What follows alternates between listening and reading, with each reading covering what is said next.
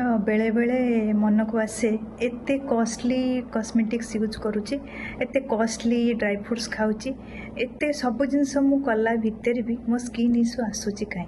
हाय मु Ipsita from your wellness. गोटे कथा प्राय समस्ते चाहती हेल्थ सहित आम स्किन भी भल रहू।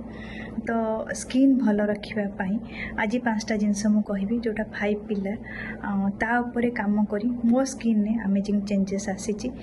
फास्ट जिनस है पॉजिटिव माइंडसेट दरकार, सब बेले खुशी रहिबा निहाती दरकार। सेकेंड जिनस है एक्टिविटी, को एक्टिविटी कले जोटा को आम एंजॉय करि पारछे सब एक्टिविटी को। थर्ड जिनस है प्रॉपर स्लीप, एटा तो निहाती दरकार। आ बेसी इम्पैक्ट करे हाइड्रेशन सहित प्रॉपर न्यूट्रिशन जोटा सबू लोकंक बॉडी को निहाती दरकार।